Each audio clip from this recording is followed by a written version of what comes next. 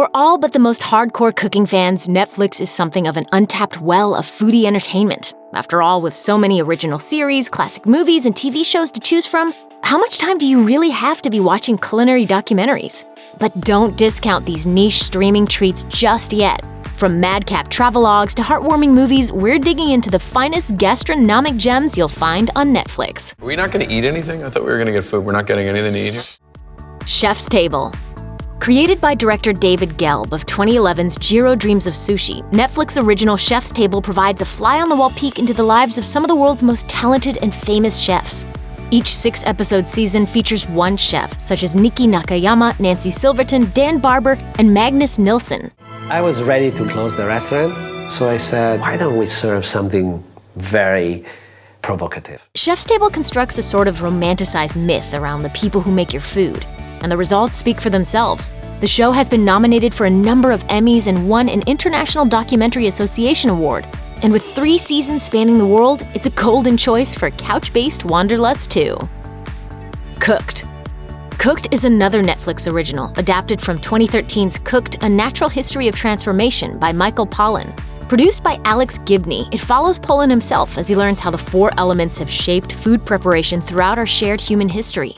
When we learned to cook is when we became truly human. The 4-part series features insights from food experts around the world and is likely to be among the most genuinely educational and useful cooking shows you'll find on Netflix. If you're after something cerebral and informative, then Cooked is exactly what you're craving.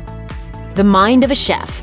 As far as food shows go, The Mind of a Chef is about as much of a big hitter as you can possibly get.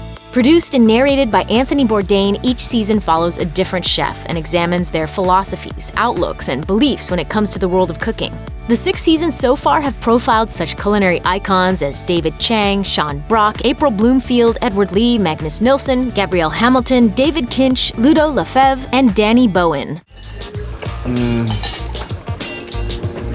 It's my favorite place in the world. I don't know why I go to your restaurant. Often described as the best show on television, The Mind of a Chef offers a fascinating insight into how some of the world's best chefs approach their work and how their dishes have been influenced by their lives. Ugly Delicious. If intellectual musing and finer-than-fine dining just isn't for you, Ugly Delicious might be just the thing.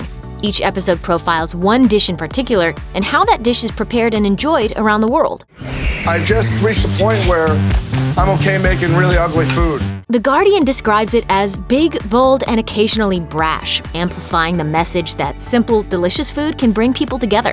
At a time when food docs can often veer into becoming overly self-important, it really can be a relief to just kick back and watch a bunch of people cooking up something that's just good. Somebody Feed Phil. Somebody Feed Phil is another Netflix original series, this time documenting the culinary travels of Phil Rosenthal, the television writer and producer perhaps best known for creating Everybody Loves Raymond. Joined by various friends and members of his family, Rosenthal travels the world to experience local food traditions and cultures. This is fantastic, people.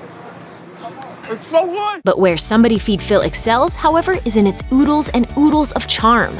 Described as the sweetest, most joyful food show on TV, it benefits hugely from the lovableness of its host. Ma, do you know what that is? This is called a mangosteen. A mango what? Mangosteen.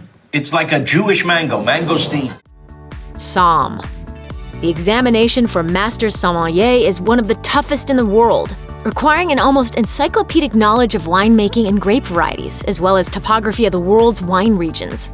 SOMM is a 2013 documentary which follows 4 young sommeliers in the lead-up to that very exam. When someone tells you this is something that a lot of people can't do, people either go, wow, that's impressive, or they say, wow, I want to do that. Even though it's about a topic many of us are no experts in, the emotional wringer through which these sommeliers are placed will be familiar to anyone who's ever risen to a seemingly insurmountable academic challenge.